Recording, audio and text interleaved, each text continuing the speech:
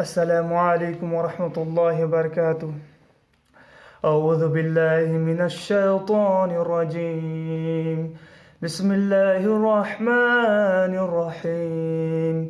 यौम यजमउकुम लियौमिल जम्अ ज़ालिका यौमुत तग़ाबुन वमन यु'मिन बिल्लाहि व यअमल सालिहन युकफ्फिर अन्हु सय्यिआतिहि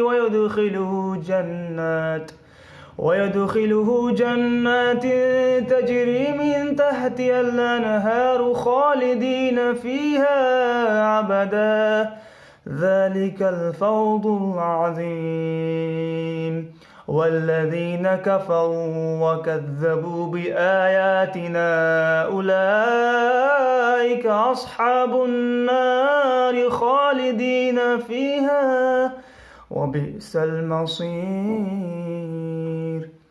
رب اشرح لي صدري ويسر لي أمري واحلل عقدة من لساني يفقهوا قولي اللهم ثبتنا عند الموت بلا إله إلا الله واللهم اجعلنا من الذين آمنوا وعملوا الصالحات وتواصوا بالحق وتواصوا بالصبر آمين या रब्बल आलमीन।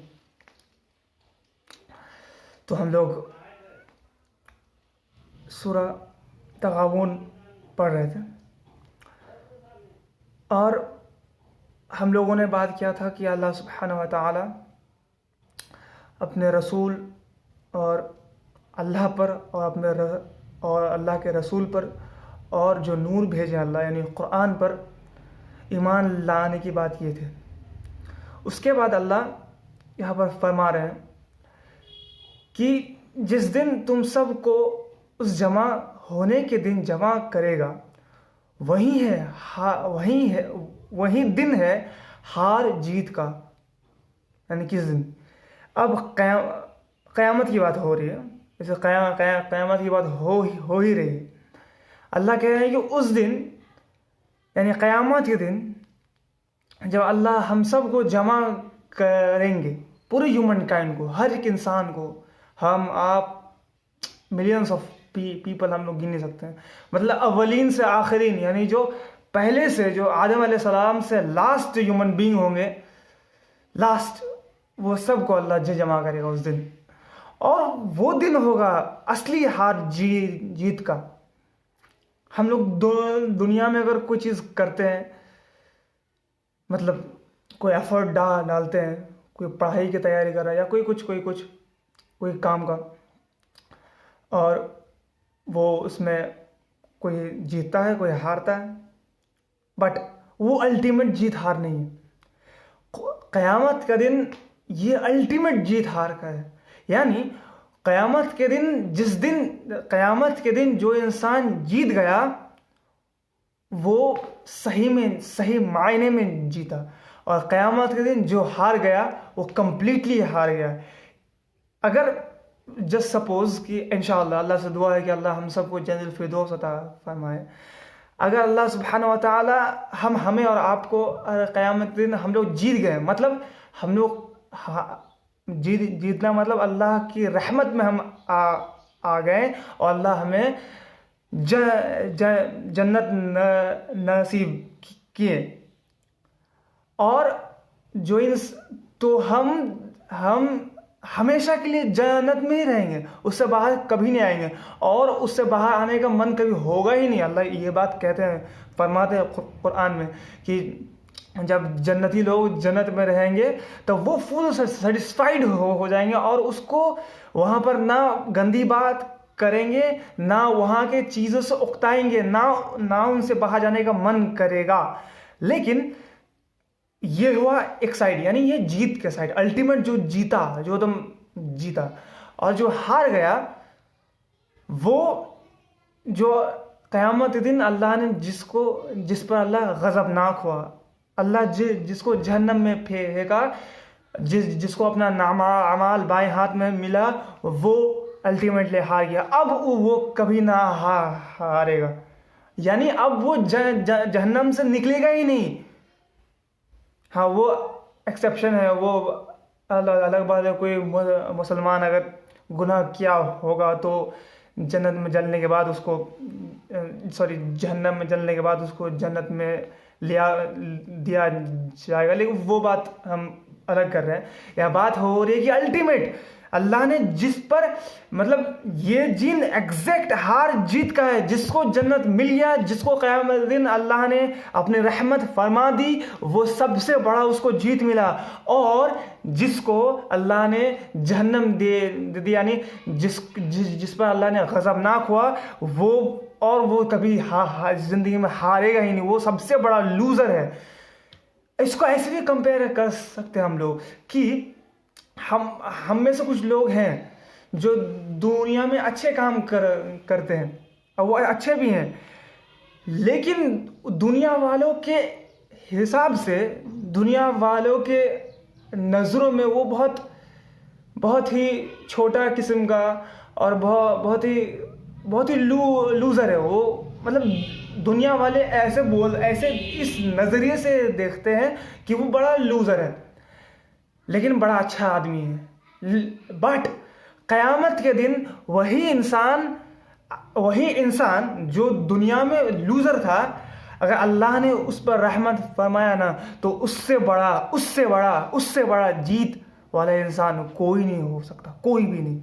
और दुनिया में एक इंसान जो दुनिया में हर कुछ है, पैसा है, शोहरत है, इज़्ज़त है, सब कुछ है दुनिया में, वो जीता हुआ है, सब करियर बना हुआ है उसका, लेकिन अगर क़यामत के दिन उसको अल्लाह की रहमत नहीं हुई, तो वो सबसे बड़ा लूज़र वो कहलाएगा। अल्लाह से दुआ है कि या रब्बुल आलमीन हम सबको दुनिया में भी जीत अता फरमा, और आखिरत में सबसे बड़ा जीत हम सब अता फरमा, आमीन। और अब यहाँ पर हम इस बात को और ब्रॉड करना चाह रहे हैं। अल्लाह इस दिन को बोले हैं कि जिस दिन तुम्हें जमा करेगा, यानी पूरी ह्यूमन काइंड को जमा करेगा। और इसी से सूरह जुमा में जो अल्लाह फरमाते हैं, या अय्युहल्लज़ीना आमनू इस्तईनु बिस्सब्रि वस्सलाह, उसके बारे जुमा के दिन को भी कहते हैं जमा होने का दिन, यानी कॉन्ग्रीगेशन, जमा होने का दिन। यानी जुमा में हम लोग जो फ्राइडे की नमाज पढ़ते हैं, तो हम लोग एक साथ जमात के साथ ना पढ़ते हैं। और अल्लाह कुरान में लिटरली ये बात फरमाते हैं कि ए ईमान वालों, जब जो जुमे का वक्त हो जाए, तो तुम अपने काम काज छोड़कर नमाज की तरफ, यानी अल्लाह की जिक्र की तरफ दौड़ पड़ो, रश करो, माना दौड़ पड़ो, तुम सब काम छोड़ दो और अल्लाह के जिक्र की तरफ दौड़ पड़ो। तो यहाँ पर जमा जो हम लोग हर फ्राइडे को होते हैं, वो भी एक जमा होने का दिन है, ठीक। और हम लोग सब एक साथ जमा होते हैं।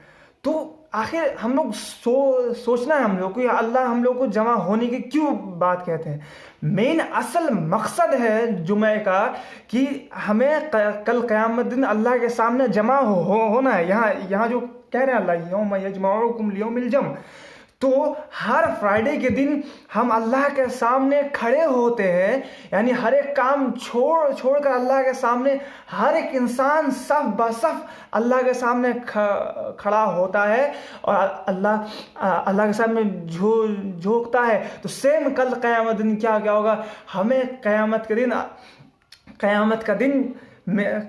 के दिन में सारा काम काज हम भूल जाएंगे। यहाँ तक कि जो अपनी जो हमल वाली औरतें हैं, वो हमल भी गिर जाएंगे। दूध पिलाने बच्चे अपने बच्चे को भूल जाएंगे। यानी सारा इंसान सारा काम काज भूल जाएगा कल क़यामत दिन, और वो रश यानी हशर के मैदान के तरफ दौड़ पड़ेगा। सुभान अल्लाह। यानी कल जो यहाँ पर जो क़यामत दिन बात हो रही है, यानी पूरे फर्स्ट लास्ट ह्यूमन बीइंग जो हशर के मैदान में, ग्राउंड में होंगे, उस चीज़ का यहाँ पे अल्लाह ने पिक्चर पेंट किया है। और सेम टू सेम हम लोग जब फ्राइडे को नमाज में जाते हैं तो इसलिए जाते हैं कि कल क़यामत दिन हमें अल्लाह के सामने किस तरीके से खड़ा होना है। हर काम, हर काज, हर चीज़ भूल करके अल्लाह के सामने किस तरीके से खड़ा होना है, उस चीज़ को रिमाइंड करने के लिए, यानी इस आयत को रिमाइंड करने के लिए कि जिस दिन जमा होने के दिन अल्लाह तुम्हें जमा करेगा, उस दिन असल हार जीत का, उस दिन असल होगा जीत का और हार का। सुभान अल्लाह। यानी हम लोग को जब भी मतलब हर फ्राइडे को ये अल्लाह मौका देते हैं कि इंसानों, तुम उस क़यामत को याद कर लो आज। फिर भी और क़यामत कर को, उस क़यामत के दिन को याद करके तुम अपने माइंड में इस चीज़ को दौड़ाओ कि कल क़यामत के दिन तुम अल्लाह के सामने किस तरह पेश किए जाओगे, किस तरीके से तुम अपने आप को इमेजिन करोगे, है ना। लेकिन अफसोस की बात यह है हम मुसलमानों में आजकल कि हम लोग जुमे के दिन भी इतना बिजी रहते हैं, और यहाँ तक कि हम ऐसे लोग को देखें जो बिजी रहते ही नहीं हैं, फिर भी वो जुमा के दिन लेट आते हैं। यानी जब 2-3 मिनट, जब खुतबा ख़त्म होने से पहले 2-3 मिनट पहले आते हैं, और वो ये ज़रूरी नहीं समझते हैं कि जुमे के खुतबे को समझे। असल बात ये है कि हमें पता ही नहीं है कि जुमा का मेन एम क्या है। मेन एम बस यही है कि अल्लाह के सामने क़यामत के दिन अल्लाह जो हमें क़यामत दिन हर इंसान को जमा करेगा ना, वो चीज़ वो हर जुमा को हमें फील होना चाहिए। लेकिन हम इंसान तो इतने बिजी हैं कि जुमा के दिन भी लेट जाते हैं। और हमें हर जुमा के दिन ये टाइम मिलता है कि हम सबको जुमा के दिन ये वक्त मिलता है। मतलब क्या बोलते हैं उसको, ये हमें अपना, ये हमें क्या बोलते हैं, इस वर्ड को भूल रहे हैं। हमें अल्लाह ने ये खुद पर कंट्रोल दिया है कि तुम जुमा के दिन अपने काम छोड़कर आओ या मत आओ। ये हम पर डिपेंड है। अगर हम अल्लाह के फुल कॉन्शियस हैं, अल्लाह पर यकीन और क़यामत दिन यकीन रखते हैं, तब तो हम सब पहले ही आ जाते। अल्लाह का खौफ थोड़ा भी है तो हम आते हैं। लेकिन जिन्हें खौफ नहीं है वो लेट आते हैं या आते ही नहीं है। तो ये हम पर डिपेंड है कि हम इस दुनिया में जुमा के दिन नमाज में जमा हो या ना हो। बट इसका जस्ट फ्लिप साइड, उल्टा, क़यामत के दिन जस्ट उल्टा होगा कि इंसान अपने काम काज छोड़कर उस हशर के, उस क़यामत के दिन जमा होगा। उसका अपना कुछ क्या बोलते हैं उसको हाँ, उसकी अपनी कुछ चाहत नहीं होगी। उससे मजबूरन अपने कब्रों से उठकर हशर की मैदान की तरफ जाना पड़ेगा। और हम दुनिया में जुमा के दिन जाएं नहीं जाएं, ये हम पर अल्लाह रखें। बट क़यामत के दिन तो हमें अल्लाह के सामने जमा होना पड़ेगा। तो इस आयत से कंप्लीट कर देते हैं इस आयत को। और जो शख्स अल्लाह पर ईमान लाकर नेक अमल करे, अल्लाह उससे उसकी बुराइयां दूर कर देगा और उसे जन्नतों में दाखिल करेगा, जिसके नीचे नहरें बह रही हैं, जिसमें वो हमेशा रहेंगे। यही बहुत बड़ी कामयाबी है। सुभान अल्लाह। यानी अल्लाह यहाँ पर लिटरली ये बात कह रहे हैं कि जो इंसान अल्लाह पर ईमान लाए और नेक अमल करे, तो अल्लाह उस दिन उसकी बुराइयों को उससे दूर कर दे। यहाँ पर एक पॉइंट और नोट करने की ज़रूरत है। अल्लाह यहाँ पर फरमा रहे हैं ईमान लाए, ईमान लाने के बाद नेक अमल करे। ये आपको कुरान में थ्रू आउट पूरा मिलेगा। जहाँ पर भी अल्लाह ने ईमान की बात कही है वहाँ पर अमल की बात कही है, एक्शन की बात कही है। ऐसा नहीं है कि हम बोलिए ला इलाहा इल्लल्लाह मुहम्मद रसूलुल्लाह बस ख़त्म, अब तो हम जन्नत तो जाने वाले हैं। बिल्कुल ऐसा नहीं जी, बिल्कुल ऐसा नहीं है। आपको अगर हमने कहा है, अल्लाह पर वही बात कह रहे हैं कि अगर तुमने ला इलाहा इल्लल्लाह पढ़ा है, मुहम्मद रसूलुल्लाह पढ़ा है, तो तुम्हारे उस ईमान के ज़रिए तुम्हारे बॉडी में उसका हरकत होना चाहिए। यानी तुम्हारे बॉडी में ये दिखना चाहिए कि तुम सही में बिलीव कर रहे हो। कोई इंसान ये कह रहा है भाई हम तो बहुत अच्छे हैं, हम तो बुराई नहीं करते हैं। देखो हम मेरे दिल में कुछ बुराई नहीं है, लेकिन हम मानते हैं अल्लाह एक है, अल्लाह उसके रसूल है, और हम बुराई नहीं करते हैं। तो क्या नमाज नहीं पढ़े तो क्या हुआ? हाँ, हम तो जन्नत में चली जाएंगे। क्यों? क्योंकि हम तो मानते हैं कि अल्लाह एक है।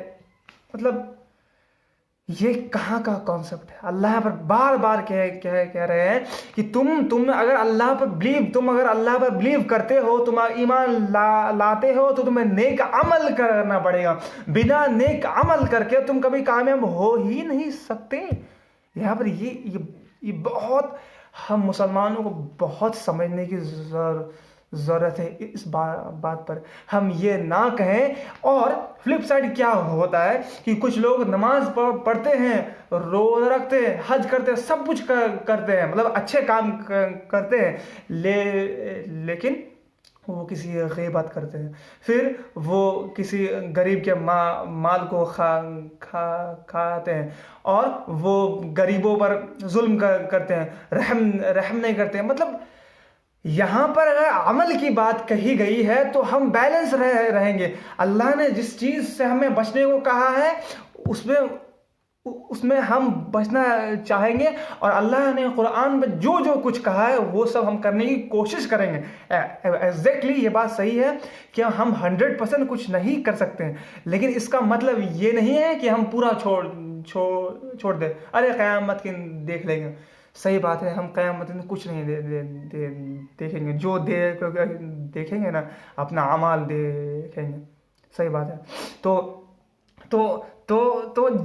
तो अगर अल्लाह ने नमाज का हुक्म दिया है कुरान में, तो हमें नमाज भी पढ़ना है। अल्लाह ने रोज़ा का हुक्म दिया तो रोज़ा भी करना है। उसके साथ साथ अल्लाह ने गरीबों पर यानी यतीम के साथ अच्छा सलूक करने को दिया है, तो वो भी हमें करना है। और किसी मिस्कीन के साथ अल्लाह कहते हैं कुरान में, फरमाते हैं ये बात कि तुम्हें मिस्किन को खाना तो खिलानी है, उससे पहले तुम्हें उसकी इज्जत करनी है। अगर तुम उसकी इज्जत नहीं करते तो खाना खिलाना कोई मतलब नहीं बनता, क्योंकि इंसान का इस दुनिया में मेन चीज़ इज्जत है। तुम पहले इज्जत दो, तब उसका पेट भरो।